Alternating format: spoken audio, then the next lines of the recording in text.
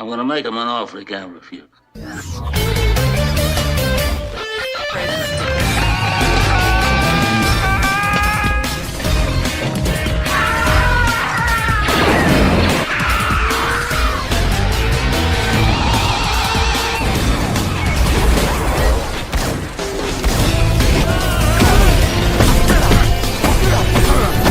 I'm not even supposed to be here today! Oh, fuck you!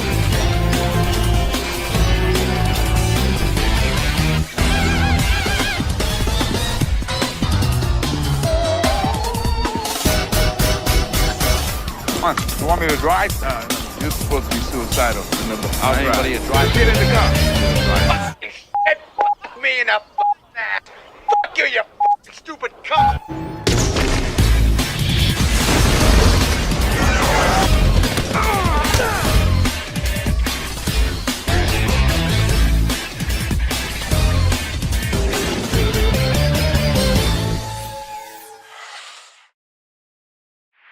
Hey everyone, it's Corleone here, and I'm here with a brand new movie review, and this movie review is going to be for 1986's The Karate Kid Part 2, the sequel to The Karate Kid. The first of these sequels that we are reviewing before Karate Kid Legends comes out. Before I have to go watch that. Because I did a vote on which next unwanted blockbuster I'm not excited for. Should I go watch for another benefits watch? And my choices were either Lilo and Stitch the remake or Karate Kid Legends, and 59 and 60% voted for Karate Kid Legends. So we're going to be reviewing all the sequels now. So before we get ready, except for the Cobra Kai show, to get ready for Legends. So yeah, we're starting off with Karate Kid Part 2, which is actually the most tolerable of all these sequels.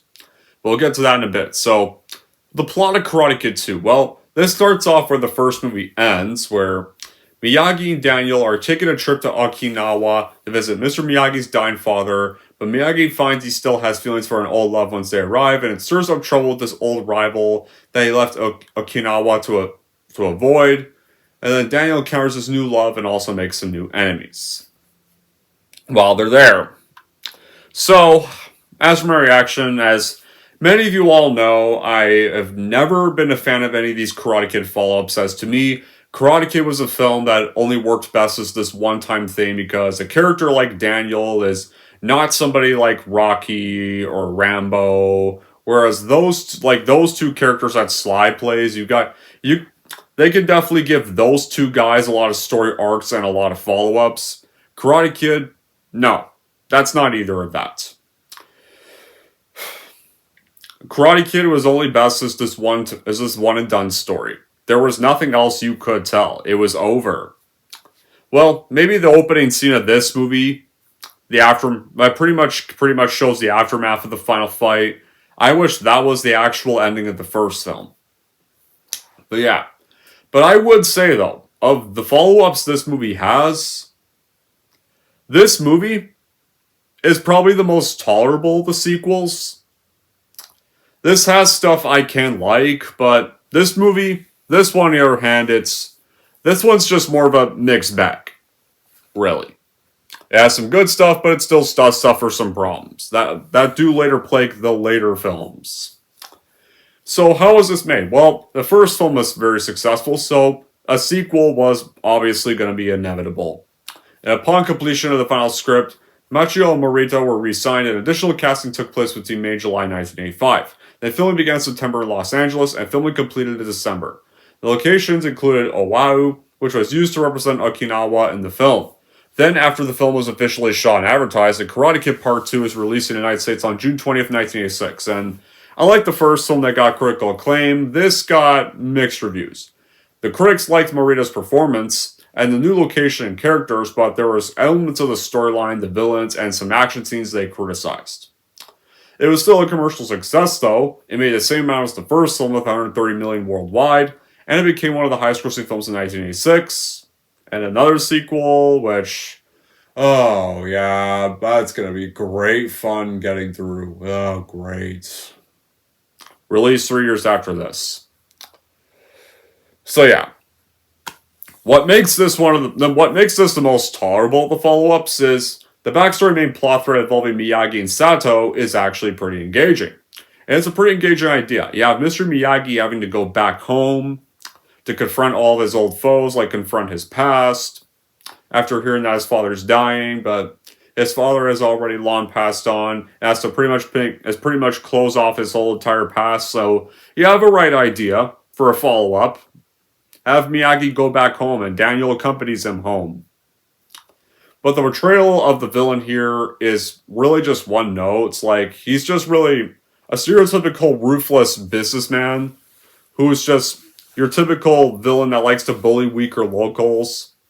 The situation then concludes in this kind of cheesy way as well, but Pat Morita is definitely on great form with his performance and makes a character still as lovable as he did in the original movie. There's definitely an increased focus on Miyagi and a little less on Daniel, which is definitely writing because, to be fair, they clearly did recognize that Daniel already had a story arc in the first film, so what else could you do? Like, he defeated his bullies in the final fight, so he won the tournament. And now he was like, in the beginning of this movie, he's already popular with everybody. So what? His story arc kind of beautifully wrapped up already. So I like this one. They actually do focus more on Miyagi. Although with the stuff with Daniel in this film, there's some stuff they kind of repeat from the first film, like he's targeted by bullies again. There's another girl that he's in love with again. And soon that's going to bring up my very first problem with the movie in a little bit. But Ralph Macchio definitely did good work with some weaker material in some of the love scenes in here, and his screen chemistry with Morita is not bad, but it doesn't compare to the chemistry he had with Ali in the first film. I thought him and Ali's chemistry was much better. I bought their romance a lot more. This one, I just did not buy. The production design is excellent. You have, especially the creation of an Okinawan village, the inclusion of like American military really helps depict Okinawa as this place between the presence of industrial Japan and a World War II occupation force. And the movie still does have a lot of same plot elements that are in this film as the original, but this time around, Pat Morita is more of the focus this time around, where as in the first film, he was more the deuterologist, and the Hawaii stand quite nicely for the Okinawa area. And the film, I really like how the filmmakers like really clearly definitely did the research with it, with all the Asian stuff that goes on there. And this movie also does have a little less karate action compared to the original movie, but it does explore what made Miyagi a compelling character in the first film, and Pat Morita's performance is still very impressive. But the drawbacks I do separate Miyagi and Daniel in this film quite a bit, but it does allow some other characters to overshadow that kind of the dynamic that makes the film shine. So how do we start off? Well, how the movie starts off, terrific. It starts off terrific. You kind of see the missing half of the ending of the first film you did not get to see. Like, this was the end. This was the scene I wish was the ending of the first film. I would have closed off the first film perfectly. Like, so, it's definitely the scene I liked. So, because one of the problems I did maybe have with the first film is that after Daniel won the fight, the movie just kind of abruptly closed. It's like, he defeats Johnny, then Johnny hands him the trophy, and it's just over. I kind of wish we saw a bit of an aftermath. No, here you actually do see an aftermath right here. So, after his nemesis is lost and Cobra Kai's lost in the All Valley Karate Tournament, John Kreese is furious by all this reasonably.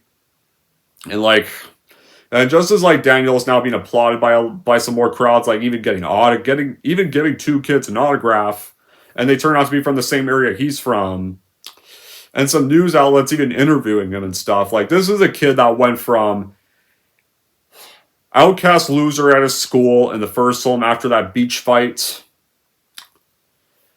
to pretty much after training with Miyagi, he had to learn some labor.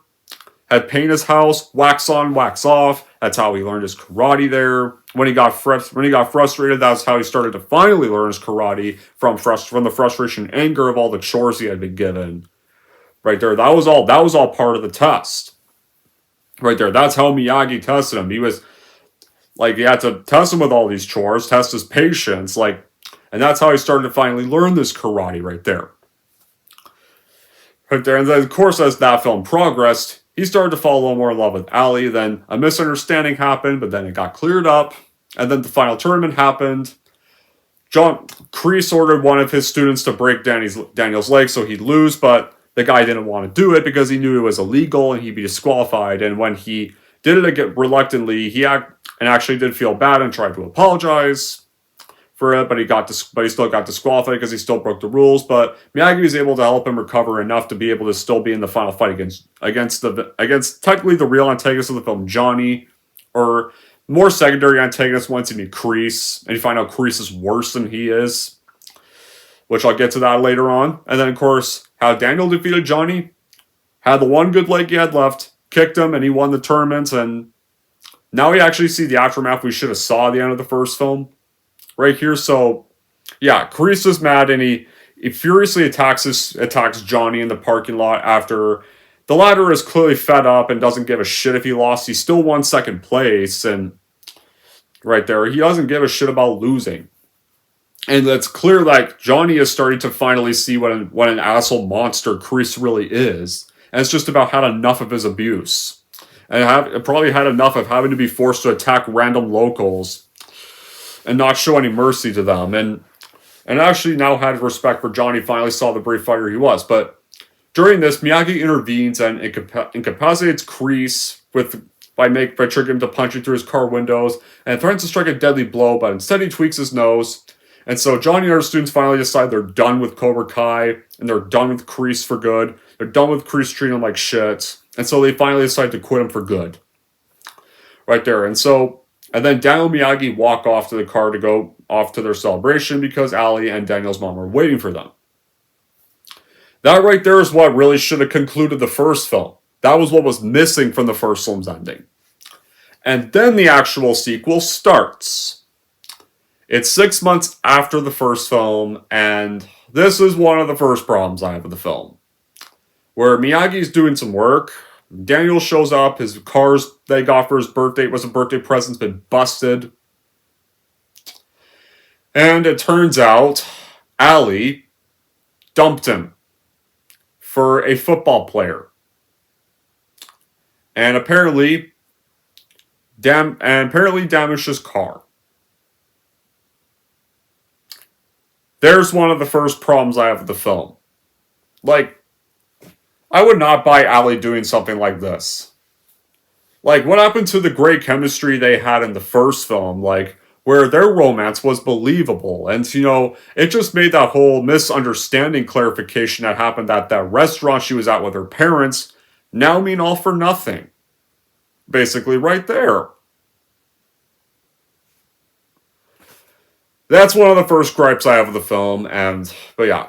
Then Miyagi receives a letter notifying him that his father is dying, and he has to go back home to Okinawa Island. So Miyagi tells Daniel the story about how he fell in love years ago with a woman named Yuki, and she was arranged to marry his best friend Sato, the son of the man in the village and fellow karate student of his father.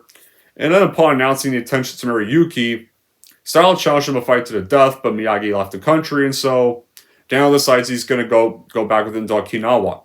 And from there, you find out that his mom got a job in Fresno, and originally he's going to have to go with her, but Miyagi talks his mom off screen into letting him stay out of the Fresno trip.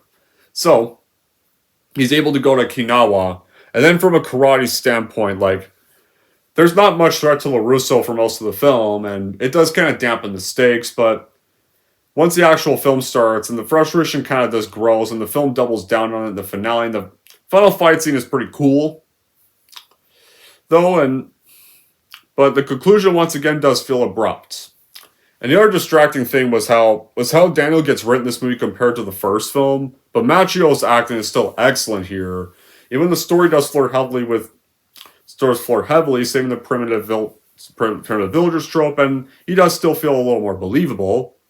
But there's still some glaring contrivances, like there's a scene when Sato's house collapses. Chosen just runs away, says he's dead, but the breeze blows away, revealing Sato is trapped under a beam that requires Miyagi to break the beam to free him. And that makes Sato think Miyagi's gonna kill him, but right here though, like the end of the first film, it just wrapped up beautifully, but the success of this movie, everyone knew there was going to be a sequel after how successful this movie was. And it's definitely nice to see the other half of the ending and see what happened after the tournament. But then, at first the movie is off to a pretty great start. But then after that, the story just lags along, just kind of then lags on.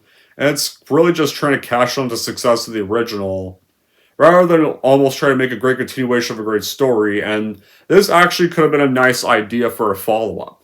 Having Miyagi go back to his past, had to face all his problems for good, and put a closure to his past. But the story kind of drags whenever it does those things. And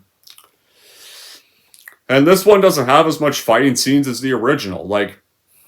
Which is not much of a problem as long as you understand the characters, but you also got to have a great exposure to the culture of Okinawa there. And so Miyagi and Daniel, they arrive at Okinawa and they get greeted by Chosen Taguchi, who drives them to a warehouse and reveals that he's Sato's nephew. And Sato appears and demands that Miyagi fight him, but Miyagi doesn't want to fight him. And so they head to the village, and Miyagi and Daniel are welcomed by Yuki and her niece. And they discover Sato became this rich industrialist whose trawlers really destroyed the local fish population and impoverished the villagers. And so they have to rent property from Sato. He owns the village's land title, and Yuki reveals that she never actually married Sato because of her love for Miyagi. And that's kind of a better idea because of how much of a prick this guy Sato really seems to feel like. So, but then of course, by the time they get there though, it's too late to see Miyagi's dad. His dad dies, and Sato gives him 3 days to mourn out of respect before their fight, and especially because Sato was one of his father's students. And then of course after mourning, one of our first scenes we have of Miyagi and Daniel at the beach. They're just stay at the beach, and he's talking about how his father died. And when his father died, he felt he didn't do much for him, and that's a scene I did like. That's definitely another good scene of the film. Right there. And then, of course, after that, Miyagi shows Daniel the secret of his family's karate, which is called a Denden Daiko, aka this little drum toy that, when you twist it back and forth, it has this drum technique, and this karate move that Daniel begins to practice. And at first, which it does kind of fail, because whenever Miyagi throws the object that he's supposed to hit, it knocks him under the water, or just goes past him and hits a billboard, and is right there. And so those were the cool bits. The cool bits was the cool bits was learning more about Miyagi's past and stuff, and learning more about the whole family's karate, learning more about all of that stuff. That's the stuff I liked. The stuff that kind of causes the film's problems is kind of like the romance subplot and the villains, and not really that much karate action. And because when I talk about romances, Daniel and Kumiko start to develop a romance, and it doesn't really come all together that much. I mean, the two leads, Pat and Ralph, are still excellent in their roles, and I really like their father and surrogate son relationship getting expanded a little bit more in this movie. The rest of the cast, they do feel a little bit weak, and the villains are also a little bit two-dimensional, and the love interest for Daniel, I mean, as much as I'm not a fan of the romance subplot in this movie, I mean, I didn't think it was. She was alright. I mean, Miko was an alright character, but some of her lines were a bit weak, and the relationship wasn't really that convincing. I mean, I know I just didn't really buy them as a couple as much as I did him and Allie in the first film, and also because even this girl doesn't even come back in the third one, and the plot does feel a little bit predictable. And except for the special drum is kind of a cool little device. And of course, it also still does the plucky loser story. It did that in the first film, and it does it again here. And by this rate, it kind of just gets done 1,000 times. And the martial arts sequences that do happen are a little bit slow, and they're just not that well orchestrated, save for the finale. And it also has some of the weak dialogue in it. But of course, like, the stuff that does save the film is the opening scene, and also the final fight scene, and the stuff with any of the scenes with Mr. Miyagi, learning more about his past, and like they're like that's what still makes the film actually watchable. If you don't have without Mr. Miyagi, like the film would just be even less memorable. Like, it's nice that you get to see a bit of Okinawa culture, and it gives the film something to look at, and the locations are definitely pretty stunning. And of course, the other things that don't help are the kind of like it's also pretty much just shoehorning out Daniel's mom and Allie out of the picture. Like, the only time you see Allie is a flashback recap of the first film, and of course, the scene where Daniel reveals that she broke up with him off. Well, that happens off screen, obviously, and of course, like, Daniel's mom doesn't even appear on screen either.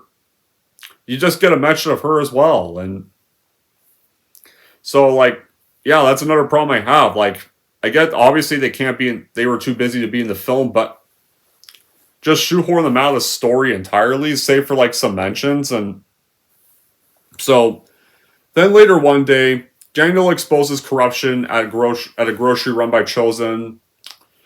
business run by Chosen during this village, and then Chosen accuses him of insulting his honor, and then pretty much kicks off the rivalry and confrontations, and eventually to that point, the fight escalates when Chosen has Crows attack Daniel and vandalize Miyagi's house, but Miyagi then fends him off, and so Miyagi and Daniel are about to pretty much return home at this rate before the situation worsens, but Sato threatens to destroy the village if Miyagi refuses to fight, but Miyagi then eventually does agree on the condition that Sato relinquishes ownership to the villagers, and Sato agrees. And now when I mentioned like the romance in this film, like, there's scenes where Daniel and his new girlfriend are exploring the village at one part, and they're witnessing this karate center, and then they're witnessing some bartenders break ice, and then of course our antagonist shows up, tries to make Daniel break all 6 of them, and then Miyagi appears. At first Daniel thinks he's going to bail him out of this whole situation, but he has him break the ice, and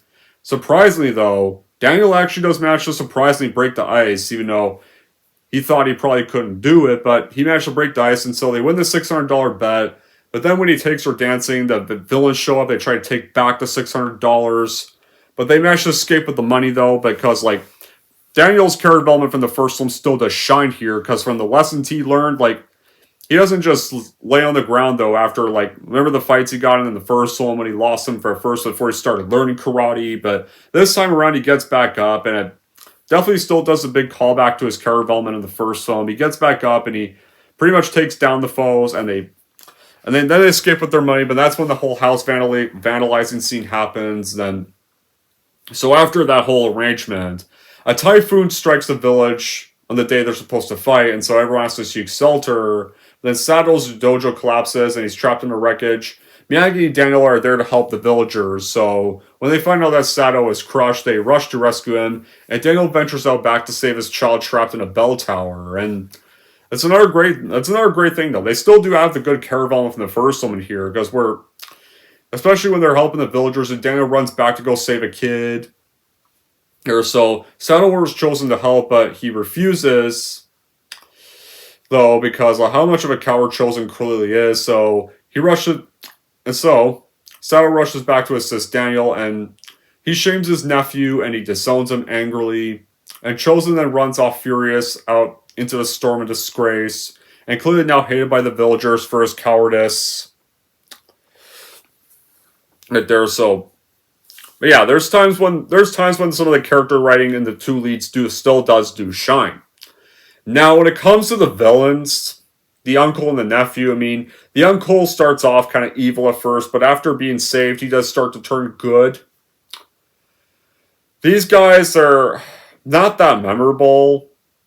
They're really just more cartoonish and intimidating. Like, here's the thing, though. From the first one, the villains, like Johnny or his gang, or even John Kreese, despite the limited screen time John Kreese had, they felt intimidating. Now, Johnny was technically being raised by an abusive instructor, that was technically intimidating him into basically acting like him. Like his instructor was actually the real villain. Johnny was kind of really just a pawn.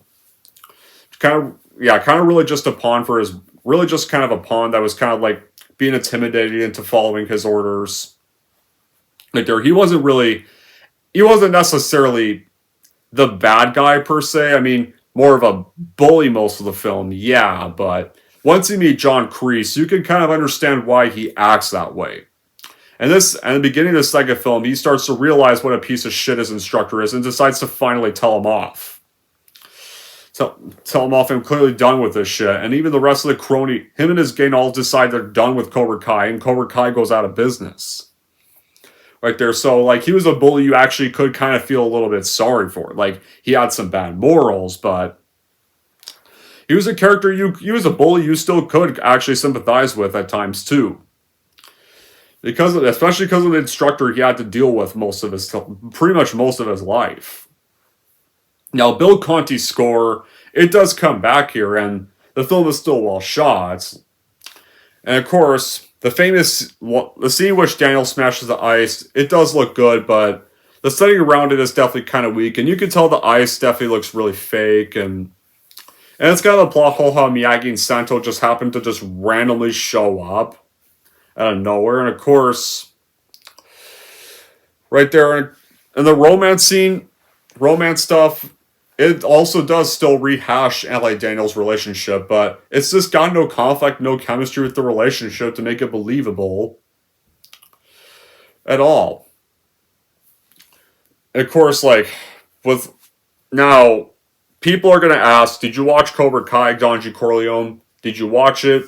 Or are going to say, you gotta watch Cobra Kai. It explains a little more about what really happened with Ali's breakup. Now, I have heard of Cobra Kai. And I have heard that they made some uncharacteristic writing in Daniel. From what I've heard. And apparently there is a story of what really happened in that breakup. And that's why I don't want to watch Cobra Kai. Because like the lead character you're supposed to be following, that's how apparently he gets written. No. It's like the Jake Skywalker treatment again. So I don't want to watch Cobra Kai for that reason alone, for any of those reasons. That's why I didn't watch it. So yeah. So now we get on to how the movie ends. And this is another part I liked. I did like how this whole final showdown went. So Sato returns the next day with a war crew so they can help rebuild the village, and they ask Miyagi's forgiveness and handing over the deed, and he also agrees to host the Oban Festival at Ceremonial Castle, and Daniel gets invited, and right there, like, the kid Daniel saved also thanks him and hugs him for being there for her, and that she would have died if he had not shown up, and yeah, that was a very cute moment, and of course, when they're about to watch, like, when Daniel's about to watch his girlfriend actually dance for the first time, though, Chosen is angry, and he's then pretty much now wants revenge, and he zip lines in the presentation and takes Kumiko hostage and demands that Daniel fight to death or she's going to die. So he goes to the platform, but he has to also knock the ladder off, and so because like Daniel won't try to run out of the fight. So Daniel fights him bravely, but he gets overwhelmed by Chosen. Just as Chosen's about to finish him off, Miyagi, Sato, and the crowd respond by twisting the little toy drums, the daikos, and that inspires Daniel to utilize the drum technique that he had learned in the movie to defeat Chosen, and then of course he grabs the vanquished Chosen, and just when it looks like he's about to kill him, but he remembers how Miyagi handled Kreese in the beginning of the film, and instead, Daniel then just tweaks Chosen's nose and drops him to the ground. And with that, the onlookers all cheer for Daniel as Chosen is pretty much now overpowered, now just defeated, and probably now banished from the village for good. And he and Kumiko embrace, and once again ends with Miyagi watching on proud, and then it says the end there. And that's how the Karate Kid 2 ends. Now, it has some good things about it, but it falters from some of the things that do drag it down. And this finale, I did like this finale, but there were some times when it got a little bit cheesy, like with the drums and the little nose tweak to finish off Chosen. Whereas the finale of the first film, where Daniel in his final fight with a broken leg, learned the balance technique with his one good leg, able to strike down Johnny, and that was a terrific fight right there. Like here, this fight scene here, it starts off epic, but then it gets cartoony with the toy drums and the nose technique. But overall, Karate Kid Part 2, definitely a pretty watchable film. I'll say it's definitely the most watchable of the sequels. And since this is more of a mixed review, I will say the good and bad qualities for short. For the good for short, Ralph and Pat's performances and chemistry with one another was still terrific. The production design was terrific. And I like the idea of Miyagi going back to his hometown. And I did like the scene with the storm right there. And I still did like some of the karate action. Right there. That's the stuff I liked. For the bad stuff, the beginning scene that reveals that Ali dumped Daniel for a jock, like, that is bullshit. I'm just not buying that. Like, nope. Some of my friends aren't even buying that either.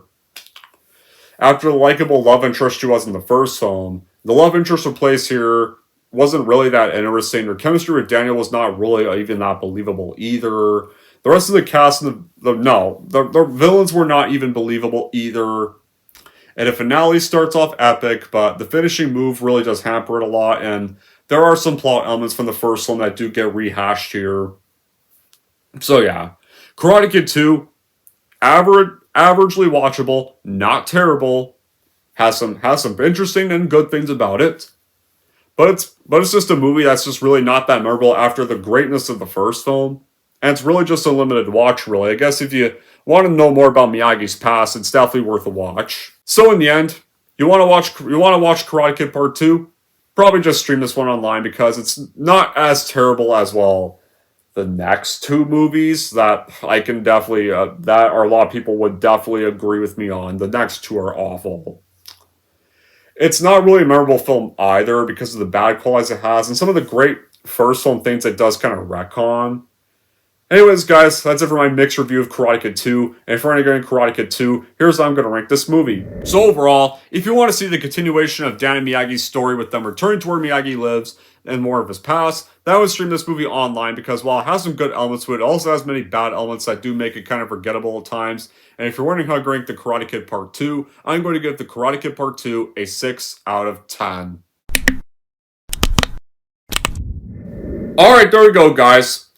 That wraps up the first. Alright, that's one sequel down, and 3 more to go. And of course, our next Karate Kid watch is gone. Yeah. Oh, that film. Right. I know what comes next. Yeah. This is one I think everybody's going to agree with me really sucks. Now, when it comes to the thoughts on the Karate Kid 2, I want to know in the comments down below what you guys think about the Karate Kid 2. There are some YouTube pals I like that consider it their favorite of the series. So I like they think that, and I respect that. And each their own. I think it has some good things, but I'm just a little more mixed on this one. I mean, I think of but compared to the stuff that comes after this movie, I would definitely watch this over anything that comes after this any day. That I can definitely agree with people on. It's definitely not as bad as the next stuff. And that is not going to be fun to get through. No. Prepare for an epic rant for the next film. But yeah, I still want to know in the comments down below your thoughts on Part 2. And until then, that'll be it for this mixed review. Thank you all for watching. If you like this and want to see more, don't forget to like and subscribe to Don G. Corleone.